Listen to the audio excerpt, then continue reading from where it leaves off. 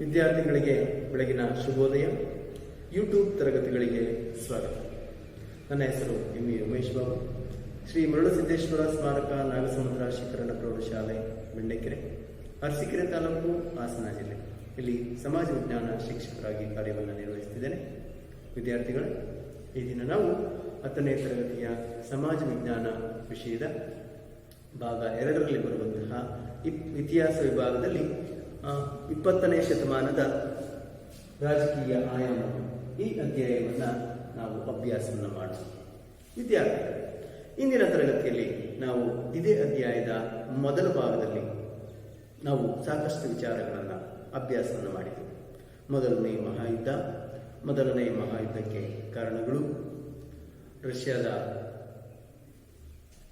ಪಾಲ್ಗೊಳ್ಳುವಿಕೆ ಮೊದಲನೇ ಮಹಾಯುದ್ಧದಲ್ಲಿ, ಮತ್ತೆ ರಷ್ಯಾದ ಕ್ರಾಂತಿ, ನಂತರ ಜರ್ಮನಿಯಲ್ಲಿ ಸರ್ವಾಧಿಕಾರಿಗಳ ಏಳಿಗೆ, ಇಟಲಿಯಲ್ಲಿ ಸರ್ವಾಧಿಕಾರಿಗಳ ಏಳಿಗೆ, ಅವರ ವಸಾಹತು ವಿಸ್ತರಣವಾದ ವಸಾಹತು ನೀತಿ, ಇವುಗಳ ಬಗ್ಗೆ ನಾವು ಹಿಂದಿನ ಭಾಗದಲ್ಲಿ ಅಭ್ಯಾಸವನ್ನು ಮಾಡಿದ್ದೇವೆ. ಅದರ ಮುಂದುವರೆದ ಭಾಗವನ್ನು ಈ ದಿನ ಅಭ್ಯಾಸವನ್ನು ಮಾಡೋಣ. ಮಕ್ಕಳೇ, ಈ ಅಧ್ಯಾಯದಲ್ಲಿ ಮುಂದುವರೆದ ಭಾಗ 2ನೇ ಮಹಾಯುದ್ಧ ಸಾಲಿವಾಹನ ಶಿಕೆ 1939ರಿಂದ 1945ರವರೆಗೆ ನಡೆಯಿತು. ನಾವು ಇಂದಿನ ತರಗತಿಯಲ್ಲಿ ತಿಳ್ಕೊಂಡಂತೆ ಮೊದಲ ಮಹಾಯುದ್ಧದ ದುರಂತವನ್ನ, ಸಾವು ನೋವುಗಳನ್ನ ಮರೆಯುವ ಮುನ್ನವೇ 2ನೇ ಮಹಾಯುದ್ಧ 1939 ಸೆಪ್ಟೆಂಬರ್ 1ರಂದು ನಾಜಿ ಜರ್ಮನಿಯು ಪೋಲೆಂಡಿನ ಮೇಲೆ ದಾಳಿ ಮಾಡುವುದರೊಂದಿಗೆ 2ನೇ ಮಹಾಯುದ್ಧ ಪ್ರಾರಂಭ ಆಯಿತು. 2ನೇ ಮಹಾಯುದ್ಧವು ಬಹುಶಃ ಮಾನವನ ಚರಿತ್ರೆಯಲ್ಲಿ ನಡೆದಿರಬಹುದಾದಂತಹ ಯುದ್ಧಗಳಲ್ಲೇ ಅತ್ಯಂತ ಬೃಹತ್ತಾದ ಮತ್ತು ಬರ್ಬರವಾದಂಥದ್ದು. 30ಕ್ಕೂ ಹೆಚ್ಚು ದೇಶಗಳು ಈ ಯುದ್ಧದಲ್ಲಿ ನೇರವಾಗಿ ಭಾಗವಹಿಸಿದವು. 1939ರಿಂದ 1945ರವರೆಗೂ ಈ 2ನೇ ಮಹಾಯುದ್ಧ ನಡೆಯಿತು. ಶ್ರೀಮಂತ ದೇಶಗಳು ಮೊದಲನೆಯ ಮಹಾಯುದ್ಧದಲ್ಲಿ ಹಣ ವ್ಯಯ ಮಾಡಿದ ಪರಿಣಾಮವಾಗಿ 1939ರ ದಶಕದಲ್ಲಿ ಮಹಾನ್ ಆರ್ಥಿಕ ಕುಸಿತ ಉಂಟಾಯಿತು. ಇದರಿಂದಾಗಿ ಯುರೋಪಿನ ಮತ್ತು ಅಮೆರಿಕಾದಲ್ಲಿ ಸಂಕಷ್ಟದ ಪರಿಸ್ಥಿತಿಗಳು ನಿರ್ಮಾಣ ಆದವು. ಜನರ ಜೀವನ ಮಟ್ಟ ತೀವ್ರವಾಗಿ ಕುಸಿಯಿತು. ಕೈಗಾರಿಕೆ, ಕೃಷಿ ಬೆಳವಣಿಗೆಗಳು ಸ್ಥಗಿತವಾದವು. ಅಪಾರವಾದಂತಹ ನಷ್ಟಗಳ ಹಿನ್ನೆಲೆಯಲ್ಲಿ ಜರ್ಮನಿ ಮತ್ತು ಯುರೋಪಿನ ಹಲವು ದೇಶಗಳಲ್ಲಿ ರಾಷ್ಟ್ರೀಯವಾದದ ಉಗ್ರತೆ ತೀವ್ರಗೊಂಡಿತು. ಜರ್ಮನಿ ಮತ್ತು ಯುರೋಪಿನ ಇತರ ದೇಶಗಳಲ್ಲಿ ಬೃಹತ್ ಕೈಗಾರಿಕೋದ್ಯಮಿಗಳು ಉಗ್ರ ರಾಷ್ಟ್ರೀಯತೆಯನ್ನ ಬೆಳೆಸಲು ದೊಡ್ಡ ಪ್ರಮಾಣದಲ್ಲಿ ಹಣವನ್ನು ನೀಡಿತು. ಇದನ್ನೇ ಬಳಸಿಕೊಂಡು ಸೇಡಿನ ಮತ್ತು ದುರಭಿಮಾನದ ಚಳುವಳಿಗಳು ಬೆಳೆದವು. ಜರ್ಮನಿಯಲ್ಲಿ ಹಿಟ್ಲರ್ ಮತ್ತು ಇಟಲಿಯಲ್ಲಿ ಮುಸೋಲಿನಿಯಂತಹ ಸರ್ವಾಧಿಕಾರಿಗಳು ಬೆಳೆದರು. ಪೂರ್ವ ಏಷ್ಯಾದಲ್ಲಿ ತನ್ನ ಸಾಮ್ರಾಜ್ಯವನ್ನ ವಿಸ್ತರಿಸಲು ಚೀನಾದ ಮೇಲೆ ಜಪಾನ್ ದಾಳಿಗಳನ್ನು ನಡೆಸುತ್ತಿತ್ತು. ಇಂತಹ ಸನ್ನಿವೇಶದಲ್ಲಿ 2ನೇ ಮಹಾಯುದ್ಧ ಅನಿವಾರ್ಯ ಆಯಿತು. 2ನೇ ಮಹಾಯುದ್ಧದಲ್ಲಿ 2 ವಿರುದ್ಧವಾದಂತಹ ಶತ್ರುಬಣ ಮತ್ತು ಮಿತ್ರಬಣ ರೂಪುಗೊಂಡು, ಆಕ್ಸಿಸ್ ಬಣದಲ್ಲಿ ಜರ್ಮನಿ, ಆಕ್ಸಿಸ್ ಬಣ, ಇದರಲ್ಲಿ ಜರ್ಮನಿ, ನಂತರ ಇಟಲಿ ಮತ್ತೆ ಜಪಾನ್.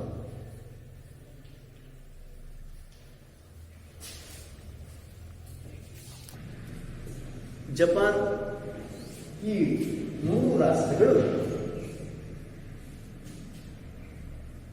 ಇದರ ಬಣದಲ್ಲಿದ್ದು, ಆಲಿಸ್ ಬಣದಲ್ಲಿ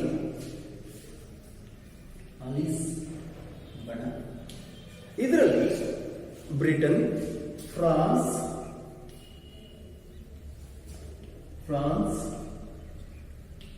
ರಷ್ಯಾ ಮುಂತಾದಂತಹ ದೇಶಗಳಿದ್ದವು. ಪೋಲೆಂಡಿನ ಮೇಲೆ ಜರ್ಮನಿ ದಾಳಿ ಮಾಡುತ್ತಿದ್ದಂತೆ ಬ್ರಿಟನ್ ಪೋಲೆಂಡಿನ ಮಿತ್ರ ರಾಷ್ಟ್ರವಾದ್ದರಿಂದ ಜರ್ಮನಿಯ ವಿರುದ್ಧ ಯುದ್ಧವನ್ನು ಸಾರಿತು. ಆದರೆ ವಾಸ್ತವದಲ್ಲಿ ಬ್ರಿಟನ್ ತಕ್ಷಣವೇ ಪೋಲೆಂಡಿನ ಸಹಾಯಕ್ಕೆ ಧಾವಿಸಲಿಲ್ಲ.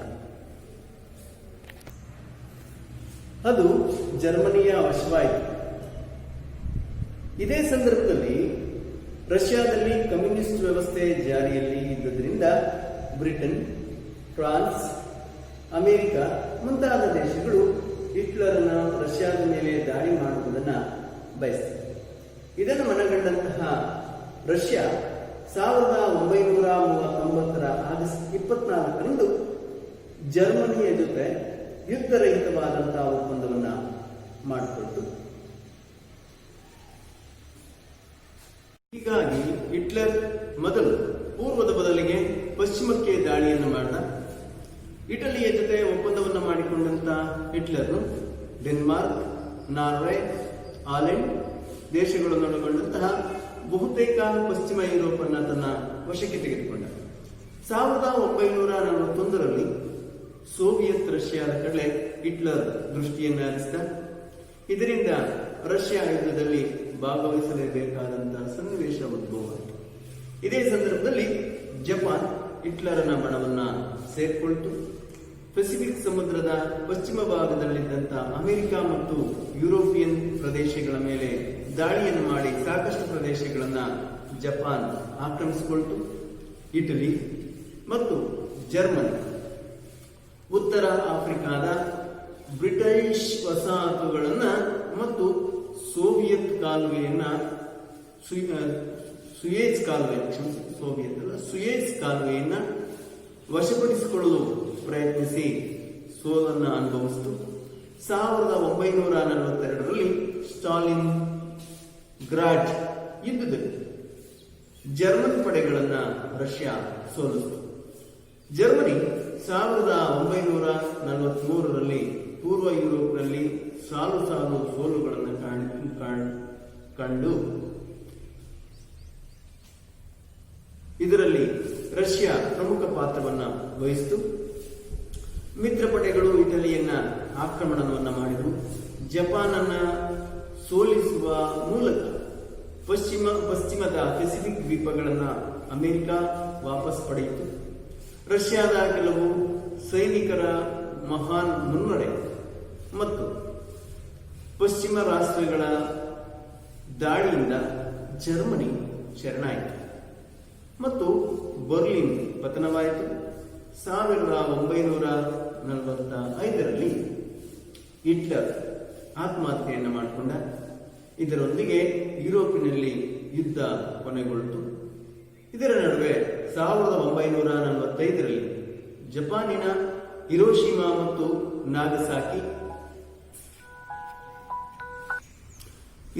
ಮತ್ತು ನಾಗಸಾಕಿಗಳ ಮೇಲೆ ಅಮೆರಿಕ ಜಗತ್ತಿನ ಮೊಟ್ಟ ಮೊದಲ ಅಣುಬಾಂಬ್ ಅನ್ನ ಹಾಕಿತು. ಇದರಿಂದ ಲಕ್ಷಾಂತರ ಜನ ಹತರಾದರು. ಇದರ ದುಷ್ಪರಿಣಾಮಗಳನ್ನ ಜಪಾನ್ ಇಂದಿಗೂ ಅನುಭವಿಸುತ್ತಿದೆ. 1945 ಆಗಸ್ಟ್ 15ರಂದು ಜಪಾನ್ ಪೂರ್ಣವಾಗಿ ಶರಣಾಗತಿಯಾಯಿತು. ಇದರೊಂದಿಗೆ ಮಿತ್ರ ಬಣ ಯುದ್ಧದಲ್ಲಿ ಸಂಪೂರ್ಣವಾಗಿ ವಿಜಯಶಾಲಿಯಾಯಿತು.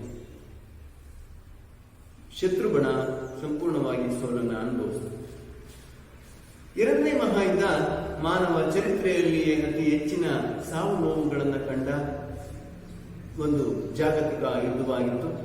ಜಗತ್ತಿನ ರಾಜಕೀಯ ಮತ್ತು ಸಾಮಾಜಿಕ ಸಂರಚನೆಯನ್ನ ಈ ಎರಡನೇ ಮಹಾಯುದ್ಧ ಬದಲಾವಣೆಯನ್ನು ರಾಷ್ಟ್ರ ಸಂಘದ ಜಾಗದಲ್ಲಿ ವಿಶ್ವಸಂಸ್ಥೆ ಎನ್ನುವಂತಹ ಒಂದು ಹೊಸ ಅಂತಾರಾಷ್ಟ್ರೀಯ ಸಂಸ್ಥೆ ರಚನೆಯಾಯಿತು.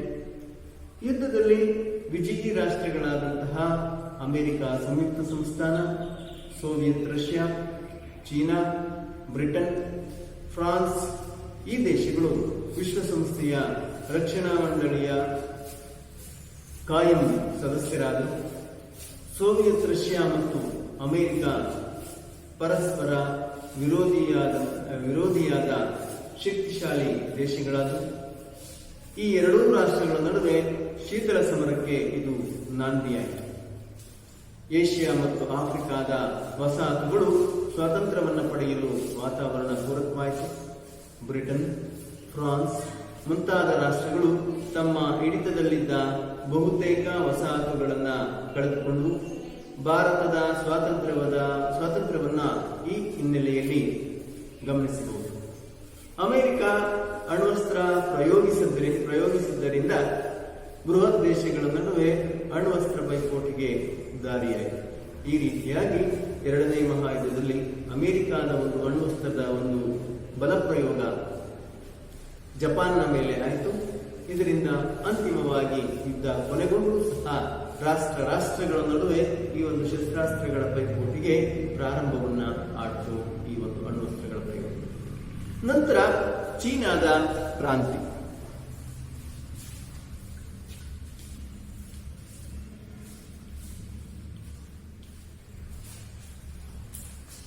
ಜಗತ್ತಿನ ಪ್ರಾಚೀನ ನಾಗರಿಕತೆ ಹಾಗೂ ಸುದೀರ್ಘ ಇತಿಹಾಸವನ್ನ ಹೊಂದಿರುವ ದೇಶಗಳಲ್ಲಿ ಚೀನಾ ಕೂಡ ಒಂದು. ಸ್ವಾತಂತ್ರ್ಯ ಹೋರಾಟದ ಕಾಲದಲ್ಲಿ ಭಾರತದ ರೀತಿಯಲ್ಲಿ ಚೀನಾವು ಸಹ ಪೂರ್ತಿಯಾಗಿ ವಸಾಹತು ದೇಶವಾಗಿರಲಿಲ್ಲ.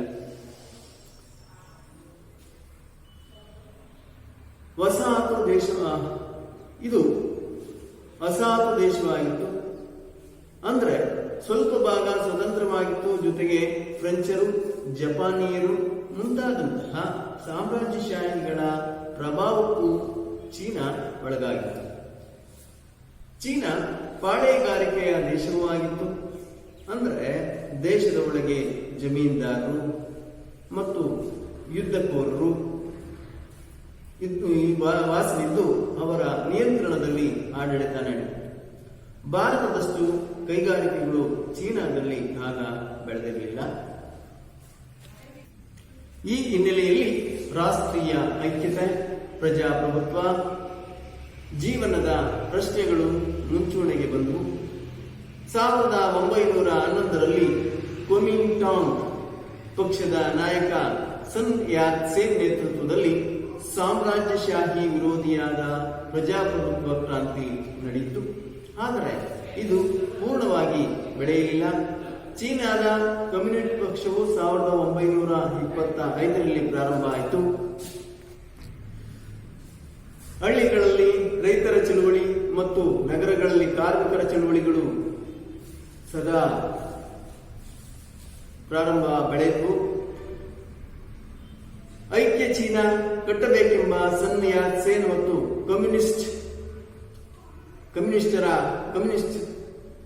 ಕಮ್ಯುನಿಸ್ಟರು ಒಟ್ಟಾಗಿ ಕೆಲಸ ಮಾಡಿದರು. ಸನ್ ಯಾತ್ ಸೇನ್ ಮರಣದ ನಂತರ ಕ್ಯುಮಿಂಟಾಂಗ್ ಪಕ್ಷದ ನೇತೃತ್ವವನ್ನ ಶಿಯಾಂಗ್ ಕೈ ಶೇಕ್ ಎಂಬ ದಮನಕಾರಿಯ ಕೈಗೆ ಹಸ್ತಾಂತರವಾಯಿತು. ಈತ ಸಾಮ್ರಾಜ್ಯಶಾಹಿಗಳ ಜೊತೆಗೆ ಸೇರಿ ಕಮ್ಯುನಿಸ್ಟರ ವಿರುದ್ಧ ಅದರ ನೆಲಗಳ ಮೇಲೆ ದಾಳಿಯನ್ನ ಮಾಡಿದ. ಇದರಲ್ಲಿ ಸುಮಾರು 70,000 ಕ್ರಾಂತಿಕಾರಿಗಳು ಕೊಲ್ಲಲ್ಪಟ್ಟರು. ತಮ್ಮನ್ನ ರಕ್ಷಿಸಿಕೊಳ್ಳುವ ಸಲುವಾಗಿ ಮಾವೋ ಸೆ ತುಂಗನ ನೇತೃತ್ವದಲ್ಲಿ ಚೀನಾದ ಉತ್ತರ ಭಾಗಕ್ಕೆ ಚಾರಿತ್ರಿಕವಾದ ಕಮ್ಯುನಿಸ್ಟರ ದೀರ್ಘವಾದಂತಹ ಪಯಣ ನಡೆಯಿತು. ಇದು ಜಗತ್ತಿನ ಮಿಲಿಟರಿ ಕಾರ್ಯವ್ಯೂಹದಲ್ಲೇ ಅತ್ಯಂತ ವಿಶಿಷ್ಟವಾದಂತಹ ಪ್ರಯೋಗ. ಇದಕ್ಕೆ ಗ್ರಾಮಾಂತರ ರೈತರಿಂದ ಅಭೂತಪೂರ್ವವಾದಂತಹ ಬೆಂಬಲವನ್ನ ನೀಡಿದ್ರು. ಈ ಬೆಂಬಲವನ್ನ ಇದಕ್ಕೆ ಸೂಚಿಸಿತು. ಎರಡನೇ ಜಾಗತಿಕ ಯುದ್ಧದ ಸಂದರ್ಭದಲ್ಲಿ ಚೀನಾದ ಪ್ರದೇಶಗಳ ಮೇಲೆ ಜಪಾನ್ ದಾಳಿ ಮಾಡಿತು. ಇದರ ವಿರುದ್ಧ ಹೋರಾಟವನ್ನು ನಡೆಸಲು ಚೀನಾ ಕಮ್ಯುನಿಸ್ಟ್ ಪಕ್ಷ ಮುಂಚೂಣಿಗೆ ಬಂತು. 1945ರಲ್ಲಿ ಜಪಾನ್ ಯುದ್ಧದಲ್ಲಿ ಸೋಲನ್ನು ಅನುಭವಿಸಿತು. ಜಪಾನ್ ಹಿಂದೆ ಸರಿದಂತೆಲ್ಲ ಈ ಪ್ರದೇಶಗಳನ್ನ ಕಮ್ಯುನಿಸ್ಟ್ ಪಕ್ಷದವರು ಜನತಾ ವಿಮೋಚನಾ ಸೈನ್ಯ ತನ್ನ ವಶಕ್ಕೆ ಪಡೆದುಕೊಳ್ತು. ವಶಕ್ಕೆ ಪಡೆದಂತಹ ಪ್ರದೇಶಗಳಲ್ಲಿ ಭೂ ಸುಧಾರಣೆಗಳನ್ನ ಘೋಷಣೆಯನ್ನ ಮಾಡಿತು. ಅಂದ್ರೆ ಜನರಿಗೆ ಭೂಮಿಯನ್ನ ಹಂಚಿತು. ಇದರಿಂದ ಅಪಾರ ಜನಬೆಂಬಲವನ್ನ ಈ ಪಕ್ಷ ಪಡೆದುಕೊಳ್ತು. ಈ ರೀತಿಯಾಗಿ ಕೆಲವು ಪ್ರದೇಶಗಳನ್ನ ಶಿಯಾನ್ ಕೈಶೇಕ್ನ ಹಿಡಿತದಲ್ಲಿದ್ದರೆ ಹೆಚ್ಚೆಚ್ಚು ಪ್ರದೇಶಗಳನ್ನ ಕಮ್ಯುನಿಸ್ಟರು ತಮ್ಮ ಪಕ್ಷದ ವಶಕ್ಕೆ ಪಡೆಯುತ್ತಾ ಹೋದರು. 1949ರಲ್ಲಿ ಚೀನಾದಲ್ಲಿ ಅನೇಕ ನಗರಗಳು ಇದರ ವಶಕ್ಕೆ ಬಂದವು. ಶಿಯಾಂಗ್ ಕೈ ಶೇಖನು ಸೋತು ತೈವಾನ್ಗೆ ಪಲಾಯನವನ್ನ ಮಾಡಿದ. 1949ರ ಅಕ್ಟೋಬರ್ 1ರಂದು ಜನತಾ ವಿಮೋಚನಾ ಸೈನ್ಯ ಪ್ರವೇಶಿಸಿತು. ಚೀನಾದಲ್ಲಿ ಪೀಕಿಂಗ್ ಅಂದ್ರೆ ಈಗಿನ ಬೀಜಿಂಗ್ ನಗರ ಏನಿದೆ ಅಲ್ಲಿ ಜನತಾ ಗಣತಂತ್ರ ಸ್ಥಾಪನೆ ಆಯಿತು. ಮಾವೋ ಸೆತುಂಗ್ ಇದರ ಅಧ್ಯಕ್ಷನಾದ. ಈ ರೀತಿಯಾಗಿ ಚೀನಾದಲ್ಲಿ ಆ ಒಂದು ದಮನಕಾರಿ ಮತ್ತು ಕ್ರೂರವಾದಂತಹ ಆಳ್ವಿಕೆಯನ್ನ ಬದಿಗೊತ್ತಿ ಮಾವೋ ಸೆತುಂಗ್ ಪ್ರಜಾಪ್ರಭುತ್ವದ ಒಂದು ವ್ಯವಸ್ಥೆಯನ್ನ ಚೀನಾದಲ್ಲಿ ಯಶಸ್ವಿಯಾಗಿ ತರಲಿಕ್ಕೆ ಪ್ರಯತ್ನವನ್ನು ಪಟ್ಟಂತವರಲ್ಲಿ ಒಬ್ಬರಾಗಿದ್ದರು. ಕ್ರಾಂತಿಯ ನಂತರ ಚೀನಾದಲ್ಲಿ ಸಾಮೂಹಿಕ ಕೃಷಿ ಪದ್ಧತಿಯನ್ನ ಜಾರಿಗೊಳಿಸಿದ್ರು. ಎಲ್ಲರಿಗೂ ಸಹ ಉಚಿತವಾದಂತಹ ಶಿಕ್ಷಣ, ಆರೋಗ್ಯ ಮೊದಲಾದ ಸೌಲಭ್ಯಗಳನ್ನು ನೀಡಿದ್ರು. ಕೈಗಾರಿಕೆಗಳ ಬೆಳವಣಿಗೆ ಸಾಧಿಸಲು ವಿಜ್ಞಾನ ಮತ್ತು ತಂತ್ರಜ್ಞಾನಕ್ಕೆ ತುಂಬಾ ಮಹತ್ವವನ್ನು ನೀಡಿದ್ರು. ಮುನ್ನಡೆಯ ಮಹಾಜೀವಿತ ಯೋಜನೆಯನ್ನ ಜಾರಿಗೊಳಿಸಲಾಯಿತು. ಖಾಸಗಿ ಆಸ್ತಿಯನ್ನ ಸಮಾಜದ ಆಸ್ತಿಯನ್ನಾಗಿ ಪರಿವರ್ತಿಸಿದ್ರು. ಈ ರೀತಿಯಾಗಿ ಮಾಡುವಾಗ 1966ರಲ್ಲಿ ಜಾರಿಗೆ ತಂದ ಸಾಂಸ್ಕೃತಿಕ ಕ್ರಾಂತಿ ಹಲವಾರು ತಪ್ಪುಗಳನ್ನು ಸಹ ಮಾಡಿತು. ಇದನ್ನ ಸರಿಪಡಿಸಲು 1979ರಲ್ಲಿ ಅಧಿಕಾರಕ್ಕೆ ಬಂದ ಡೆಂಗ್ ಶಿಯೋ ಪಿಂಗ್ ಹಲವಾರು ಸುಧಾರಣೆಗಳನ್ನ ಜಾರಿಗೆ ತಂದ. ಈ ಹಿನ್ನೆಲೆಯಲ್ಲಿ ಬಂಡವಾಳವಾದವನ್ನ ಅರಗಿಸಿಕೊಂಡಂತ ಚೀನಾ ಕಮ್ಯುನಿಸ್ಟ್ ಪಕ್ಷದ ನೇತೃತ್ವದಲ್ಲಿ ಜಾಗತಿಕ ಶಕ್ತಿಯಾಗಿ ಮುನ್ನುಗ್ಗುತ್ತಿದೆ. ಅಂತಾರಾಷ್ಟ್ರೀಯ ಮಟ್ಟದಲ್ಲಿ ಚೀನಾವು ಸಹ ತಂತ್ರಜ್ಞಾನದಲ್ಲಿ ಸಾಕಷ್ಟು ಪ್ರಗತಿಯನ್ನು ಸಾಧಿಸಿದೆ. ಅಷ್ಟೇ ಅಲ್ಲದೆ ಚೀನಾದ ಒಂದು ಬೆಳವಣಿಗೆಯನ್ನ ವಿಶ್ವ ಮಟ್ಟದಲ್ಲಿ ಗುರುತಿಸಲಾಗಿದೆ. ಜೊತೆಗೆ 2019 ಕೋವಿಡ್-19 ಏನಿದೆ ಇದರ ಒಂದು ಉಡುಗೊರೆಯೂ ಸಹ ವಿಶ್ವದ ರಾಷ್ಟ್ರಗಳಿಗೆ ಚೀನಾ ಕೊಟ್ಟಿದೆ. ಇದರಿಂದ ಅನೇಕ ವಿಶ್ವದ ರಾಷ್ಟ್ರಗಳು ಬಳಲಿದ್ದು ಈ ಒಂದು ಕಾಯಿಲೆಯಿಂದ ಸುಮಾರು ದಿನಗಳ ಕಾಲ, ತಿಂಗಳುಗಳ ಕಾಲ ದೇಶಾದ್ಯಂತ ಲಾಕ್ಡೌನ್ಗಳು ಆದವು. ಆದರೂ ಸಹ ಚೀನಾ ಈ ಒಂದು ಜಾಗತಿಕ ವಿಶ್ವಕ್ಕೆ ಹೊಸದಾದಂತಹ ಒಂದು ರೋಗದ ರೋಗವನ್ನ ಉಲ್ಬಣವನ್ನ ಮಾಡುವುದರ ಜೊತೆಗೆ ತಂತ್ರಜ್ಞಾನ ಕ್ಷೇತ್ರದಲ್ಲೂ ಸಹ ಪ್ರಗತಿಯನ್ನು ಸಾಧಿಸಿದೆ. ಅನೇಕ ಕ್ಷೇತ್ರದಲ್ಲೂ ಸಹ ಇದು ಪ್ರಗತಿಯನ್ನು ಸಾಧಿಸಿರುವುದನ್ನು ನಾವು ಕಾಣ್ತೀವಿ. ಆಧುನಿಕ ಜಗತ್ತಿಗೆ 2019ರ ಅವಧಿಯಲ್ಲಿ 2019 ಮತ್ತು 20ನೇ ಸಾಲಿನ ಏನು ಅವಧಿ ಇದೆ, ಈ ಅವಧಿಯಲ್ಲಿ ವಿಶ್ವದ ರಾಷ್ಟ್ರಗಳಿಗೆ ಒಂದು ಕೋವಿಡ್-19 ಎನ್ನುವಂತಹ ರೋಗವನ್ನ ಹರಡಿದಂತಹ ಒಂದು ಕೀರ್ತಿ ಅಥವಾ ಒಂದು ಕುಖ್ಯಾತಿ ಈ ಒಂದು ಚೀನಾಗೆ ಸಲ್ಲುತ್ತೆ. ನಂತರ ಶೀತಲ ಸಮರ.